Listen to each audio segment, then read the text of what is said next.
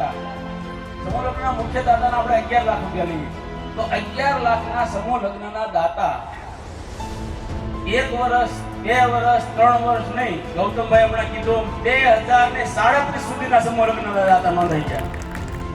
એક આગેવાને બહેનોને, જેટલી આપણી બહેનો વિધવા બહેનો છે એમને દરેકના ખાતામાં 900 દર મહિને, એટલે દર મહિને 5.5 થી 6 લાખ રૂપિયા એવા એને કીધું હું આજીવન આપીશ.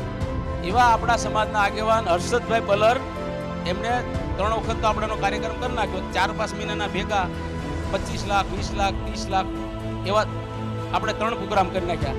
ઓઠિયા હોસ્પિટલમાં આવો એટલે પહેલી વાર તપાસ કરો એટલે મફત. દીકરીઓ અભ્યાસ કરી શકે એ માટે આ સમાજે કોલેજ શરૂ કરી મહિલાઓ માટે.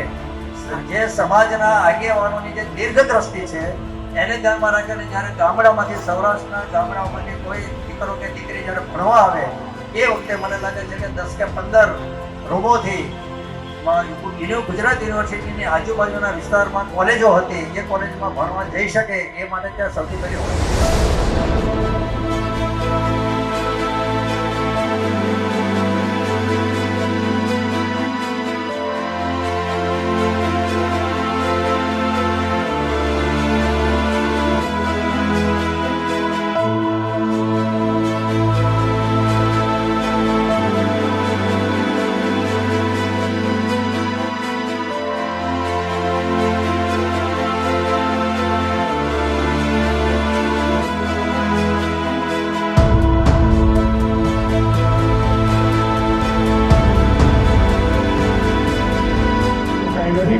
સમાજની વાત છે.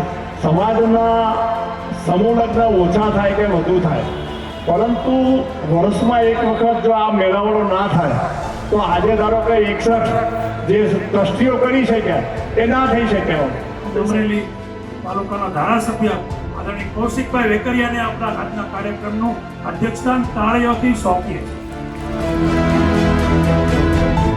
પણ સમાજના તમામ ટ્રસ્ટીઓને અને સમાજના તમામ વડીલોને મારે હૃદયપૂર્વકની શુભકામના પાઠવવી છે.